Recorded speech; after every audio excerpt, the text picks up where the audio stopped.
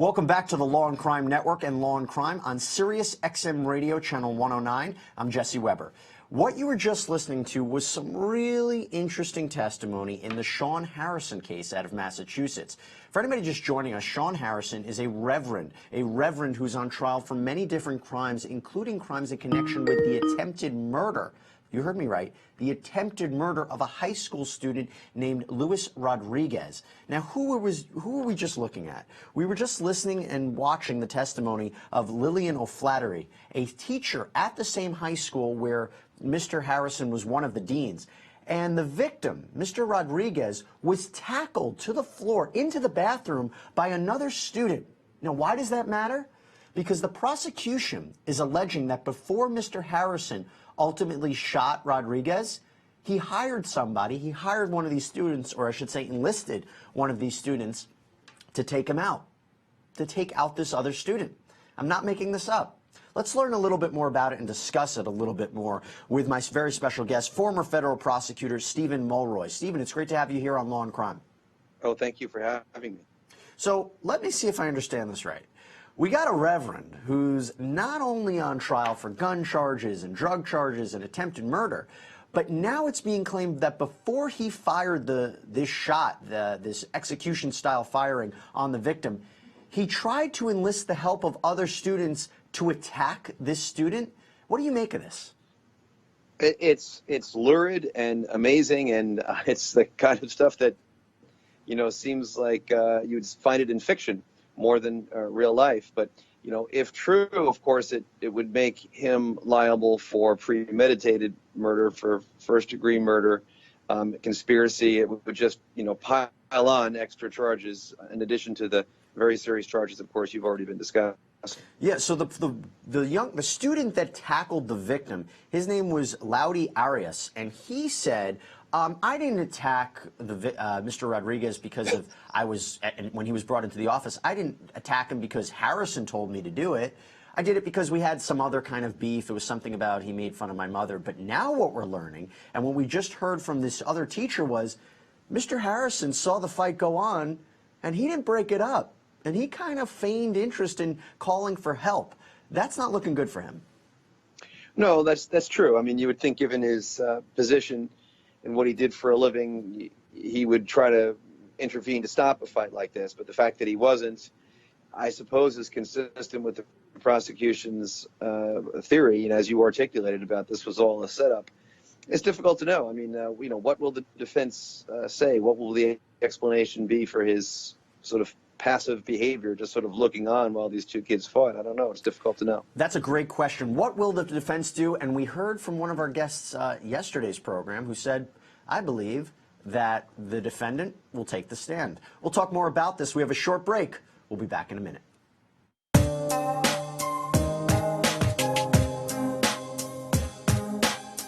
Thanks, Anthony. Those are some pretty great stories, including about that Louisiana man who's now free after 20 years in prison, wrongfully accused.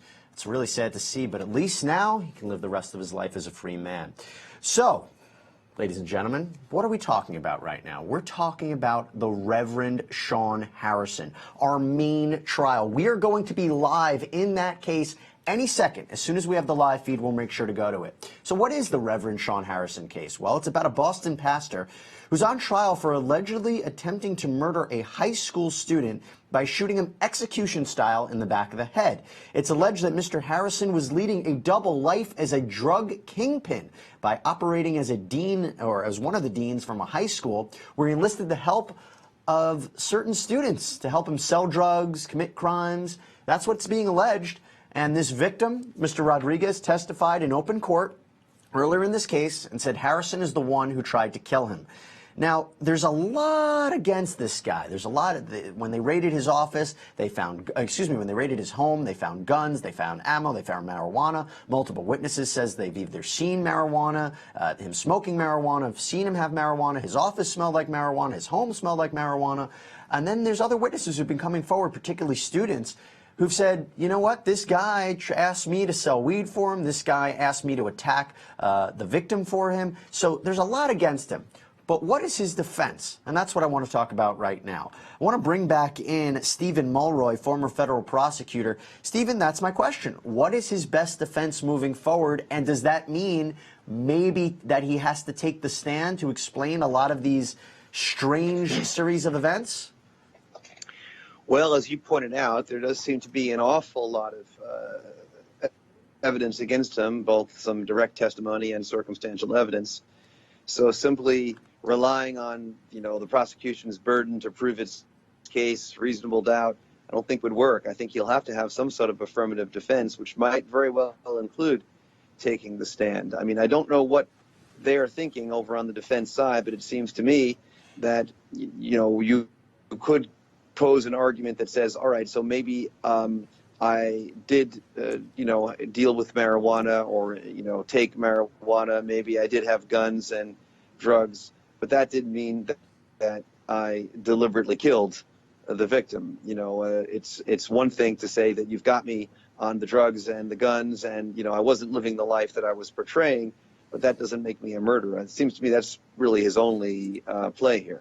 Yeah, that's an interesting theory, interesting point of view. Most people who've been on the program have said you got to take it two separate ways. He could be found guilty of drug charges or gun charges, but not necessarily anything related to attempted murder, because those are two separate series of events, and we have to look at witness credibility and the surveillance footage that we have of this shooting. It's not entirely clear that that's Mr. Harrison firing a weapon. It's really tough to see. So it's going to be ultimately up to the jury, but I will tell you, Mr. Harrison does have some explaining to do, and particularly why. Why? Because so many students are coming forward and talking about either the bizarre behavior of this man or the criminal behavior of this man. One of those witnesses is a boy named Jose Nova, who met Harrison while at the school. We're going to play you some of his testimony right now as we wait for the live feed. I want you to listen very, very carefully. Interpret for yourself what the statements that Mr. Harrison made to Mr. Nova. What do you think about them? Is this a guy who's just bragging and trying to be cool, for lack of a better word? Or is this really somebody who's engaged in a criminal enterprise and is trying to enlist the help of another student? Take a look.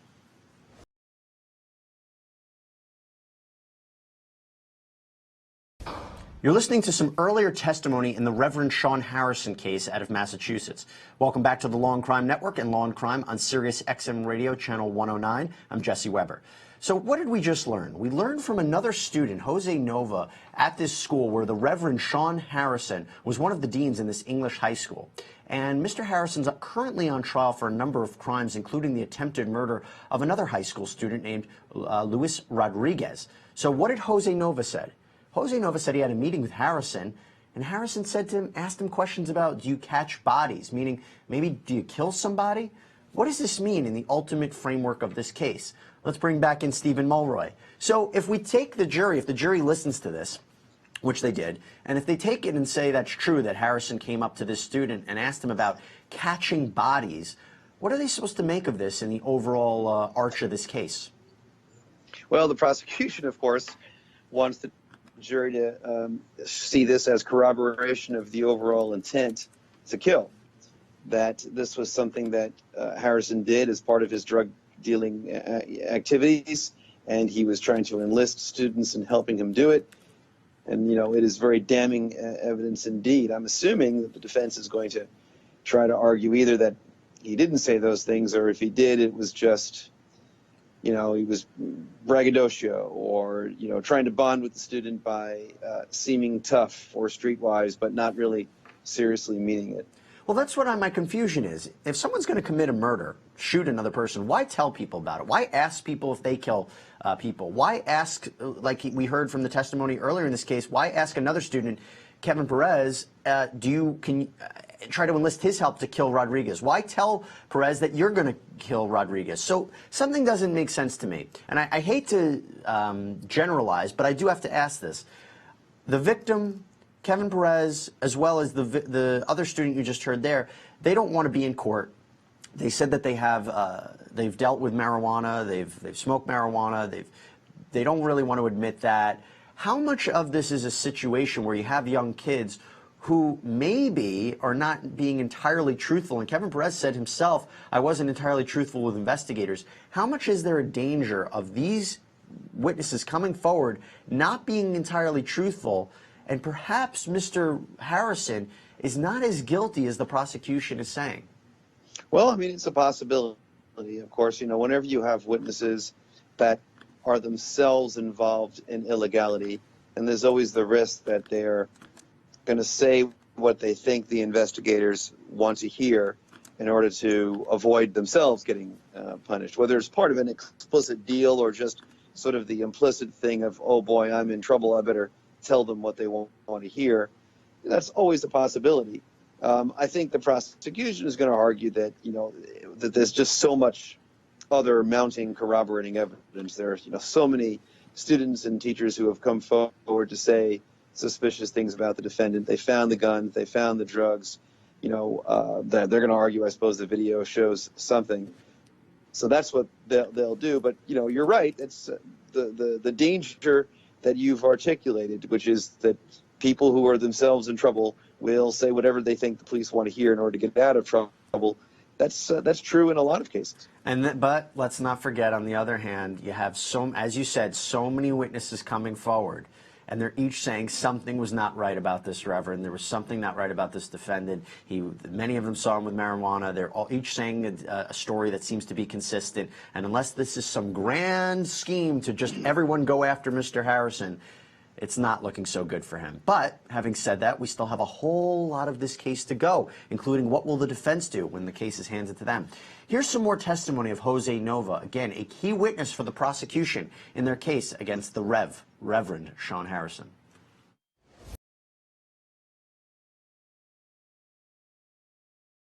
Yes. Welcome back to the Law and Crime Network and Law and Crime on Sirius XM Radio, Channel 109. I'm Jesse Weber. We're learning a lot about the defendant in the Reverend Shaun Harrison case, a Boston pastor who's on trial for many different crimes, including the attempted murder of a high school student named Luis Rodriguez. So what did we just learn from Jose Nova? That's who you were listening to and watching. Well, Jose Nova was another student at the school, and he knew Luis, he knew Mr. Harrison, talked about how Harrison had offered him marijuana, and then also was talking about the day that Luis was attacked at the high school by another student named Loudy. And it's alleged by the prosecution that Harrison directed Loudy to attack Rodriguez, to attack Luis. This is a really bizarre case. I want to bring back in former federal prosecutor Stephen Mulroy. Stephen, a lot of things I want to talk about. First, we can't forget the fact that this case, you know what, Stephen, we only have 30 seconds to our next break, so I'll make sure to bring you back, because I want to ask you when we come back how this guy, if this is all true, if Mr. Harrison was really leading a double life as a drug kingpin and trying to take people out and do all this, how could he have kept it hidden? How is this such a surprise to everybody? So, Stephen, stand by. We'll take a quick break. We'll be back here on Law and Crime.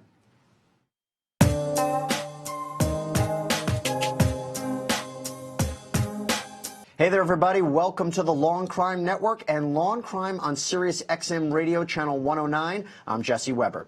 So we are covering a lot here on the network right now, but the big case that we have been following, the case that we've been following for the last few days, is the Reverend Shaun Harrison case, a Boston pastor who is on trial and in a lot of hot water. We have a short report about what is happening in this case. Take a look. The trial of a popular street pastor from Boston, who authorities claim lived a double life running a drug dealing ring, will resume this week. 58-year-old Reverend Shaun Harrison allegedly shot Luis Rodriguez in the back of the head in 2015. Who shot you in the back of the head? Mr. Shaun Harrison did. Authorities reportedly have obtained surveillance camera footage that shows Harrison shooting Rodriguez. Luckily, Rodriguez, who was 17 years old at the time, survived the shooting. Harrison was mentoring Rodriguez before he recruited him to sell marijuana and allegedly shot him after a dispute. Upon searching his home, investigators found guns, ammunition, and large bags of marijuana. Rodriguez testified last week on the second day of trial, detailing how in a span of a month he went from being mentored by Harrison to selling weed for him to being shot by him execution style. Prosecutors allege Harrison shot Rodriguez due to his slumping drug sales. On cross-examination, defense attorney Bruce Carroll pressed Rodriguez on his prior history with drug sales and why he didn't immediately identify Harrison as the shooter. Harrison faces several counts, including armed assault to murder and illegal possession of drugs, firearms, and ammunition. I'm Anthony Velez for Law and Crime. Thank you, Anthony. That's a great report there on the Shaun Harrison case, which we're covering here on Law and Crime. A lot of bizarre details in this case. Let's bring back in our special guest, former federal prosecutor Stephen Mulroy. Now, just for our viewers can see a live feed into the Shaun Harrison courtroom. As soon as trial begins again, we'll make sure to go to it. And our listeners, be aware, too, we're going to jump live into that courtroom. But Stephen, if this is all true, if this is really he was a reverend who was leading a double life as a drug kingpin, trying to sell drugs to kids, hiring kids to take out Mr. Rodriguez, the victim, all of these things that he's alleged to have done, how on earth could he have hid this? When the news came out, when he got arrested, people were shocked that this was the same man that they knew. What do you think about it? Well, it's an excellent question. I mean, I had the same question myself. How could this have been going on for so long and have been so pervasive without people knowing about it? You know, was it one of those worst kept secrets? Was it an open secret within the community? Apparently not, if everyone was shocked. The more Confederates, the more accomplices you bring into your conspiracy, if that's what happened here, the more students he talked to about catching bodies and selling marijuana, the greater the risk that it eventually is going to get out. So it does sort of boggle the mind that this could have happened. On the other hand, you know, the fact that he is a reverend and maintains that he had nothing to do with drugs or guns and that he was anti-gun violence, that almost makes it worse for the defendant, because if the jury believes that that's not true, then he's exposed as a complete hypocrite, and they're going to be less likely to believe the other parts of his story about not having committed the murder. If they think he lacks credibility on those basic details of his life, then he might lack credibility regarding the most serious crimes that he's alleged to have committed. And remember, you know, on that note, they did find guns and drugs in his office. So that does tend to cut against his self-portrayal as a person who was squeaky clean and only trying to mentor these youths. Speaking of squeaky clean, if you do a little background check on the Reverend, I read that before this shooting took place, he was going to get fired as one of the deans from that high school, that he allegedly shoved a female student.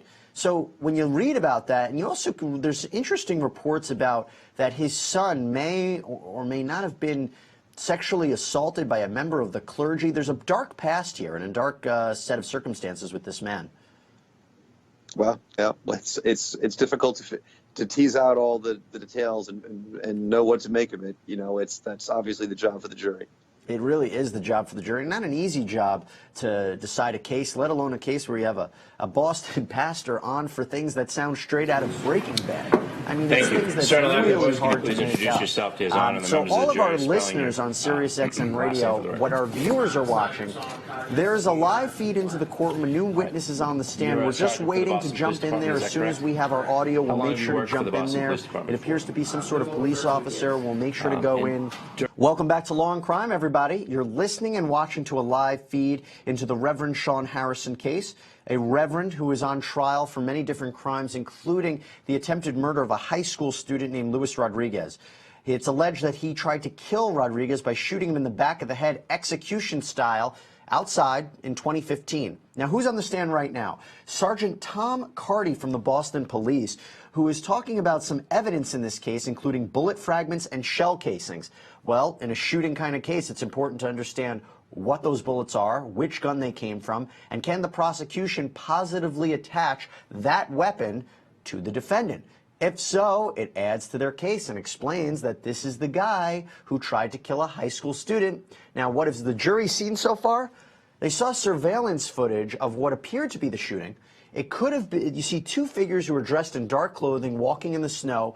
You see one of them with an outstretched hand, looks like he attacks or looks like shooting another individual and then runs away.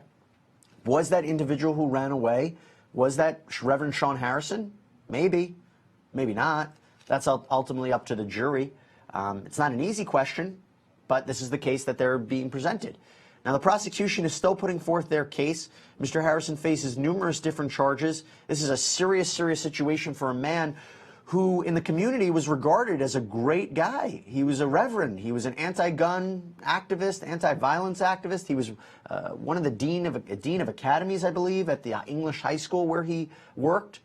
And he seemed to be a really upstanding man of society. And then all of a sudden he gets arrested, and we learn all these different interesting things about him. Guns, ammunition, bags of marijuana were found in his home. Students are coming forward and saying Mr. Harrison offered them marijuana in his office in school.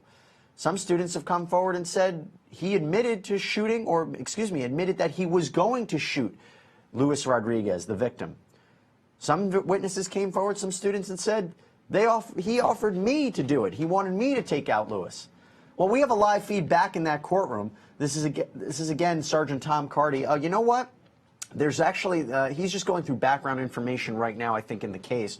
So what we're going to do is we are going to step back for a second and play you some key testimony. This is the testimony of Chelsea Padano. And as soon as our feed is back in the courtroom, as soon as there's something interesting going on, we're going to jump forward. But Chelsea Padano was a key witness in this case. And why? She was the neighbor of the defendant. Listen very carefully about her observations in the case. Take a look.